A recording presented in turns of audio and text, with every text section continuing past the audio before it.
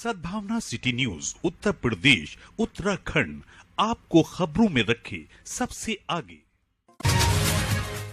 All India मजलिस इत्तेहाद मुस्लिमीन के राष्ट्रीय अध्यक्ष बैरिस्टर असदुद्दीन ओवैसी के मुरादाबाद पहुंचने पर पार्टी के कार्यकर्ताओं ने जोरदार स्वागत किया। करूला पीर के बाजार में आयोजित ऑल इंडिया मजलिस इत्तेहादुल मुस्लिमीन के सम्मेलन में असदुद्दीन ओवैसी ने कांग्रेस, भाजपा और समाजवादी पार्टी पर मुसलमानों के साथ सौतेला व्यवहार करने का इल्ज़ाम लगाते हुए कहा कि मुसलमान क़यादत न होने की वजह ये मुसलमानों को बेवकूफ़ बनाकर उनका वोट हासिल करती है और उनकी भलाई के लिए कोई काम नहीं करती है। हमें अपने क़यादत के एक नेता को चुने और बेहद ज़रूरत है। सम्मेलन मुख्य रूप महानगर अध्यक्ष वकील राशिद, प्रदेश अध्यक्ष शौकत अली, दानिश अंसारी, अशरफ अब्बासी, ज़की रायनी, साजिद हुसैन सैफी, एहतशाम मंसूरी, हाजी शाहबुद्दीन सरदार, SD पुंडीर, डॉक्टर पवन राय अम्बेडकर समेत हजारों की तादाद में लोग मौजूद रहे। वही भाईचारा लौट कर आएगा, हमारा देश तरक्की करेगा। उन है जो नामनिहाल सेकुलर पार्टी है, चाहे वो मुलायम सिंह यादव हो, चाहे कौन भेजते रहे, लेकिन हमारे नौजवान हमारी आंखों के सामने हमारे सामने कुचल दिए जाते हैं। मूंग मिर्ची की नहीं है मेरे दोस्तों।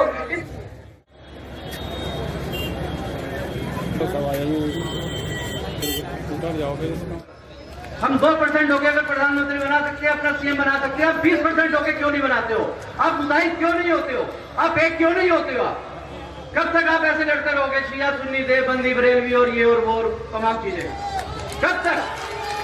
आज एक हैदराबाद से बैरिस्टर असदुद्दीन ओवैसी आप लोगों के बीच में चल के आ रहा है, इतनी दूर से आप लोगों को एक करने के लिए चल के आ रहा है। वो आपसे हाथ जोड़ जोड़ के भीख मांग रहा है कि आप एक हो जाओ, आप एक हो जाओ, आप एक हो जाओ, आप एक हो जाओ, एक हो जाओ और अपनी आने वाली नस्लों को बचा लो।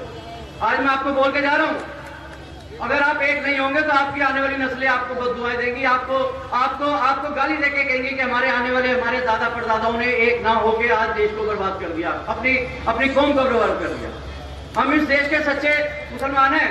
अगर हम लोग पाकिस्तान चले जाते तो हम लोग पाकिस्तान के होते, हम लोग हिंदुस्तान में रहे हैं तो हिंदुस्तान के सच्चे मुसलमान हैं। और हमारी 20% की तादाद अगर हमारा एक CM शौकत अली को नहीं बना सकती यूपी के अंदर, तो शर्म से डूब के मर जाओ आप लोग। मैं आज आप लोगों को कह के जा रहा हूँ, आप लोगों को मेरी बात को बुरा लग रहा होगा, लेकिन जब तक आप एक नहीं होंगे, आप पतंग के निशान को नहीं समझेंगे, अपने हरे रंग को नहीं समझेंगे, आप ऐसे ही लड़ते रहेंगे। कभी समाजवादी के दरिया बिछाएंगे, कभी मायावती की दरिया बिछाएंगे और तमाम पार्टियां आती रहेंगी, उनकी दरिया बिछाते रहेंगे। आज अगर आपके बीच में बैरिस्टर असदुद्दीन ओवैसी इतनी दूर से चल के आ रहा है तो आप मुत्तहिद हो जाए, एक हो जाए, एक सर हो जाए, एक चीज हो जाए, ताकि इस प्रदेश में हरे रंग का परचम लहराए और पतंग आसमान पर उड़ती हुई नजर आए। मुसलमानों ने 70 सालों से ज्यादा समय हो चुका है इस देश से अंग्रेजों को गए हुए। 1947 के बाद मुसलमानों के साथ जो अत्याचार हुए हैं उससे आप सभी लोग भली भांति से परिचित हैं। इस देश के बंटवारे के बाद आप लोगों के ऊपर जिन लोगों ने राजनीतिक हुक्मरानी की, आपको डराने का काम किया। 1947 में सिर्फ एक बड़ी पार्टी हुआ करती थी, कांग्रेस पार्टी। और पर जिनमें अभी मेच्योरिटी पैदा नहीं हुई है, जिनको भारत की तारीख का कोई इल्म नहीं है, कोई अंगूठा छाप अगर उनको लिख कर दे देता है तो वो बेचारे अपनी जबान से तोते की तरह उसको रट कर कह देती है, जिसमें जिक्र आ जाता है उस शख्स का जिसने पाकिस्तान को बनाया और भारत के 2 टुकड़े किए। मैं उस तारीख का नहीं दोहराना चाहता हूं, बल्कि मैं थोड़ा बहुत पढ़ा लिखा हूं, क्योंकि जिस शख्स ने कहा था, बल्कि नाम ले लेता हूं, जनाब अखिलेश यादव ने जिना जमीन से मोहतरम जनाब अखिलेश यादव को बताना चाहूंगा कि आप कभी तारीख पढ़ लीजिए। हाँ, ये बात सही है कि सरदार पटेल और जिना, नेहरू और गांधी सब बैरिस्टर थे, तो अखिलेश यादव साहब, असदुद्दीन ओवैसी भी लिंकन दिन से बैरिस्टरी करा हुआ है। मैं आपको बताना जरूरी समझता हूं भारत को तोड़ने वाले का नाम, इस मुल्क को तोड़ने वाले का नाम और पाकिस्तान को बनाने वाले का नाम मोहम्मद अली जिन्ना था। कम से कम आपको तारीफ पढ़नी चाहिए। आप उत्तर प्रदेश के 5 साल चीफ मिनिस्टर रहे हैं। आप ऑस्ट्रेलिया से पढ़े, मैं बैरिस्ट्री पढ़ के बरतानिया से आया हूं। मैं उम्मीद करता हूं कि आप दोबारा इस तरह की गलती नहीं करेंगे। मेरे अजीज दोस्तों और बुजुर्गों, मौलाना अबुल कलाम आजाद ने अपनी किताब इंडिया विंस फ्रीडम में, अगर मैं वो तमाम जुमलों को मुरादाबाद में दोहरा दूंगा जो उस किताब में मौलाना ने लिखे, तो यकीन जानिए एक बहुत बड़ा तनाजा खड़ा हो जाएगा। मौलाना अबुल कलाम आजाद ने उस किताब में लिखा कि कैसे कांग्रेस के बड़े बड़े लीडरों ने उनको मायूस कर दिया था। मौलाना अबुल कलाम आजाद भारत के इस 2 टुकड़े के खिलाफ थे। उस किताब में मौलाना ने लिखा कि वो कैसे कांग्रेस के बड़े बड़े लीडरों के पास गए और हर कांग्रेस के उस वक्त के बड़े लीडर ने मौलाना को मायूस कर दिए। उस किताब में मौलाना ने लिखा कि कैसे वो उन्होंने दौड़ दौड़ कर महात्मा गांधी के पास जाकर ये कहा कि भारत के 2 टुकड़े नहीं होने चाहिए। मौलाना की दूरंदेश निगाहें वो देख चुकी थी कि पाकिस्तान बनेगा तो मुल्क के हालात किस तरह से बदलेंगे, मगर उस वक्त के तमाम कायदीन ने मौलाना आजाद की दूरंदेशी को नहीं समझा। मुल्क के 2 टुकड़े हो गए। मौलाना ने उस किताब में कांग्रेस वर्किंग कमेटी के रेजोल्यूशन की खिलाफ में तकरीर की थी, मगर आज हमको ये से पूछा जाता है भारत के मुसलमानों से कि पाकिस्तान बना तो हमारी वजह से बना। मैं चैलेंज करता हूं संघ परिवार के लोगों से, बीजेपी के लोगों से, या फिर ये समाजवादी बाकी के जो लोग तारीख को नहीं पढ़ते, भारत का अगर बंटवारा हुआ तो मुसलमानों की वजह से नहीं, भारत का बंटवारा हुआ तो जिन्ना की वजह से हुआ। उस वक्त मुसलमानों को वोट डालने का इख्तियार नहीं था। वही मुसलमान वोट डाल सकता था जो सरमायादार था या नवाब था या उसके पास इतनी जमीन थी या उसके पास कोई डिग्री थी। मुसलमानों को मौरद इल्जाम खड़ा करना भारत के 2 टुकड़े का ये सरासर झूठ है। ये मुसलमानों पर इल्जाम है और मैं इस इल्जाम को नहीं मानता।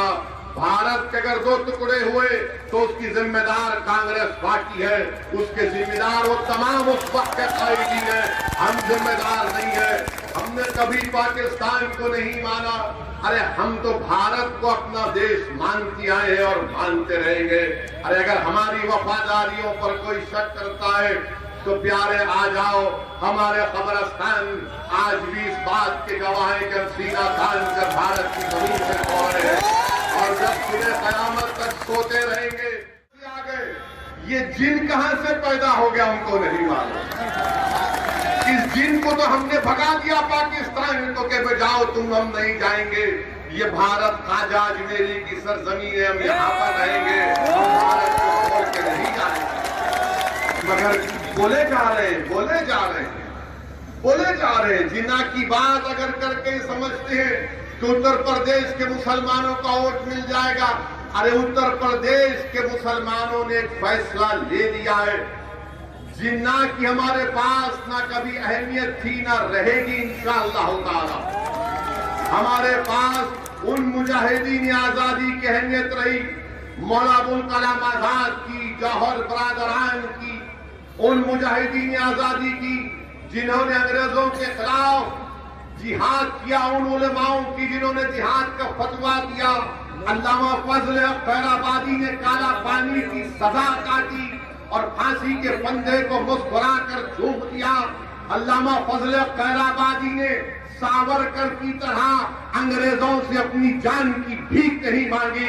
अल्लामा फजल खैराबादी ने कहा था कि हक तो यह है कि हक अदा ना हो सका, मैं फांसी के फंदे को कबूल कर लूंगा, मगर अंग्रेजों से अपनी माफीनामे का खत नहीं लिखूंगा। शहीद अशफाकुल्लाह हमारे हीरो है, मगर ये लोग इनको भूल गए। जीना जीना करो, इधर समाजवादी जीना, उनके साथी भी जीना और बीजेपी को मौका मिल गया वो भी जीना। अरे आरएसएस वालों, तुम ये तो बता दो कि तुम्हारा क्या रोल रहा भारत की जंग आजादी में? बताओ तुम्हारा क्या रोल रहा भारत की जंग आजादी में? क्या ये बात सच नहीं है आरएसएस वालों कि तुम्हारा आरएसएस का लीडर ने उस वक्त कहा था कि मत लो पंगा अंग्रेजों से, मत लो पंगा अंग्रेजों से, किताब में लिखा हुआ है। कि आरएसएस के लोगों ने ये नहीं कहा था कि मत लो पंगा अंग्रेजों से? आप कहां थे? सन 57 की जंग आजादी हुई, आप तो पैदा ही नहीं हुए। आपकी पैदाइश 1919 की है। 99 साल आपने चड्डी पहनकर लट फिराया, फिर ख्याल आया कि बच्चों का हम पैंट पहन लेते हैं, आपने पैंट पहन लिया। आप तो थे ही नहीं कहीं पर, आज आकर आप हमको सिखा रहे हैं, आज आकर हमको बता रहे हैं भारत से मोहब्बत। अरे भारत से मोहब्बत हमको इतनी है कि चप्पे चप्पे पर हमारा खून बहाया गया, हम अपने खून को बहाकर इस मुल्क को आजाद करवाया। क्या ये बात सच नहीं है? ये आरएसएस वाले शुरू कर दिए। बुलंद करता है, कोई सच्चाई का बयान करता है तो उससे कहा जाता है ये मुसलमानों के वोट काटने आया, ये बी टीम है, ये फला है। बोलो ना तुम भी, क्यों नहीं बोलते? मैं कह रहा हूं कि जो गोरखपुर में हुआ वो पाकिस्तान का झंडा नहीं था, वो मजहबी झंडा हम लगाते। मिलाद का जुलूस निकलता, हरा झंडा रहता है, तो क्या पाकिस्तान का झंडा है? पाकिस्तान का झंडा भी नहीं जानती, मगर नफरत फैला दी गई। और दूसरा वाकया अल्ताफ का, काशगंज का वाकया आपके सामने। एक नौजवान बच्चा है, हजरत पुलिस पकड़कर थाना लेकर गई और ये बहाने लेकर गई कि उसके खिलाफ, अल्ताफ के खिलाफ एक कंप्लेंट दी गई कि वो किसी लड़की को लेकर भागा था। पुलिस लेकर जाती है और बाप कह रहा है कि मैंने जाकर अपने बेटे को पुलिस के हवाले किया। मैंने खुद, एक बाप कह रहा है कि मैंने अपने बेटे को ले जाकर पुलिस के हवाले किया कि कर लो आप एहतिसाब। उस बाप ने अपनी जिंदगी की बहुत बड़ी गलती की जो इन जालिम पुलिस वालों पर भरोसा कर दिया। तो बाद में मालूम हुआ बाप को कि तुम्हारा बेटा अस्पताल में, दोनों भागो। बाप दौड़ता हुआ गया अपने खानदान के साथ, तो मालूम हुआ बेटा मर गया। कैसे मरा? तो बोले उसने खुदकशी कर ली पुलिस स्टेशन में। कहां पर की?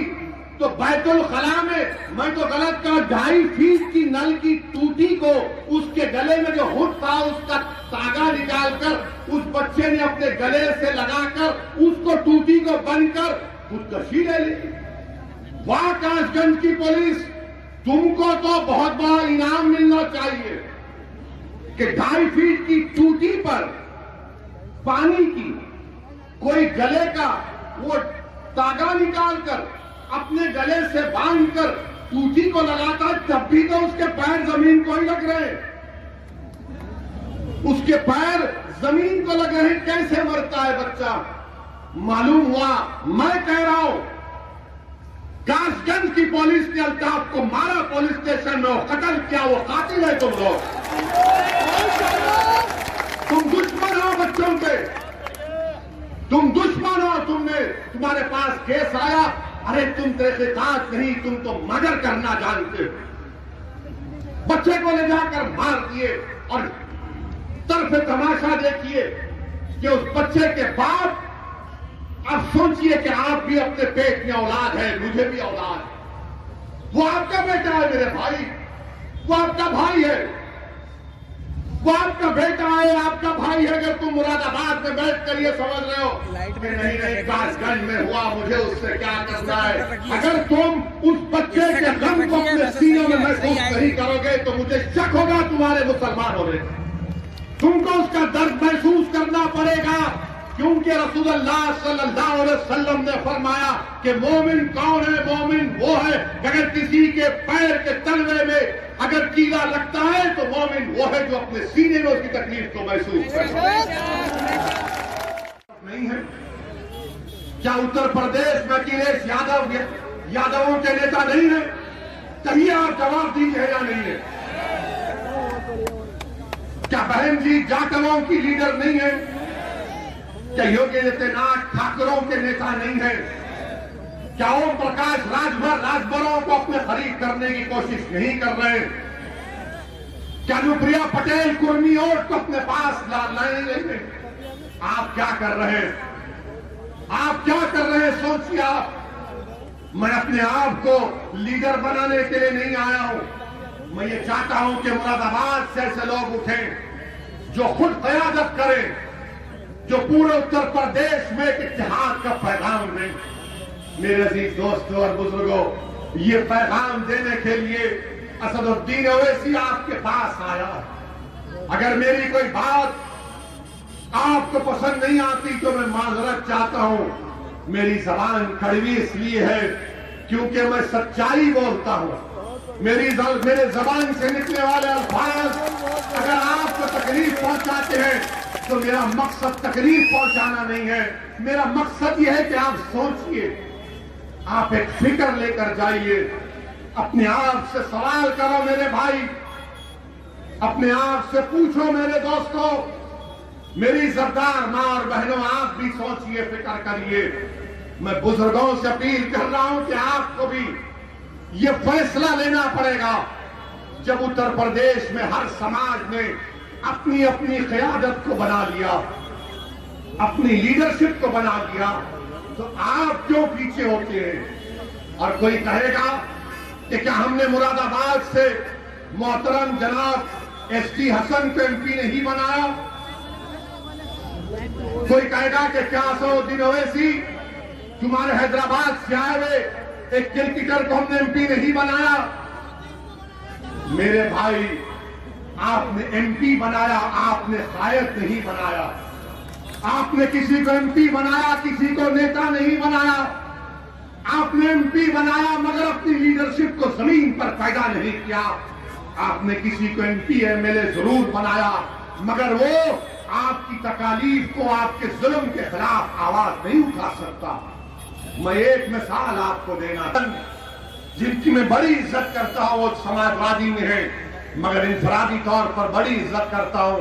जब मैं तस्वीर देखा तो मुझे बड़ी तकलीफ हुई। तस्वीर में क्या है कि डॉक्टर साहब खड़े हुए हैं, डॉक्टर साहब खड़े हुए हैं और एक कुर्सी पर समाजवादी पार्टी के राज्यसभा के एमपी प्रोफेसर राम गोपाल यादव साहब पैर पे पैर डालकर बैठे हैं और डॉक्टर साहब खड़े होकर उनको कागज दे रहे हैं। मैं आपसे पूछना चाह रहा हूं कि इस तरह की बेइज्जती हम बर्दाश्त करेंगे? आप सोचो मेरी बहन, कोई कहेगा ये जज्बाती तकरीर कर रहा है। आप सोचो, जब मैं तस्वीर को देखा तो बड़ी तकलीफ हुई। वो कुर्सी पर बैठा है पैर पे पैर डालकर और मुरादाबाद का मुसलमानों का एमपी खड़े होकर उसको कागज दे रहा है, देख भी नहीं रहा है डॉक्टर साहब की तरफ। मेरे अजीज दोस्तों और बुजुर्गों, ये तुम कहे लीडरशिप? अगर असदुद्दीन ओवैसी होता तो प्रोफेसर राम गोपाल का हाथ पकड़ के कहता, उठो प्रोफेसर, आंख में आंख डाल के बात करेगा। पैदा करना पड़ेगा आपको, इस मिजाज में तब्दीली पैदा करना पड़ेगा। हम गुलामी नहीं करेंगे, भीख नहीं मांगेंगे, बराबरी का हिस्सा लेंगे इंशाअल्लाह ताला। तुमको उठना गवारा क्यों नहीं हुआ? उठ जाते, हाथ मिला लेते, मगर नहीं, दिखाना यह था कि हम लीडर हैं, तुम गुलाम हो। हम लीडर हैं, तुम खड़े रहोगे, हम बैठोगे। नहीं मुरादाबाद के मुसलमानों, नहीं उत्तर प्रदेश के गयूर मुसलमानों, अब हम दरी नहीं बिछाएंगे, हम इनके लिए कुर्सी नहीं डालेंगे, हम इनके सामने हाथ झुकाकर नहीं खड़े रहेंगे। हम इनको अगर बिठाएंगे तो पहले हम बैठेंगे, इसके बाद ये बैठेंगे। राम गोपाल यादव का मिजाज देखिए, सत्ता नहीं है, इख्तिदार नहीं है, अखिलेश मुख्यमंत्री नहीं है, मगर इतना गुरूर, इतना अहंकार है कि इख्तिदार नहीं है मगर बता क्या रहे हैं मुसलमानों को मुरादाबाद। मेरे अजीज दोस्तों और बुजुर्गों, मेरी आपसे दवन गुजारिश है, ये बेइज्जती मैं नहीं बर्दाश्त कर सकता, ये बेइज्जती मैं नहीं बर्दाश्त कर सकता, ना मैं किसी के सामने किसी से इस तरह का बर्ताव करता हूं। हम हैदराबाद में दारुस्सलाम में बैठते हैं, लोग आते हमसे बात करते, अगर कोई देना चाहता तो खड़े हो जाते। मेरे अजीज दोस्तों और बुजुर्गों, मुरादाबाद के मेरे गयूर नौजवानों,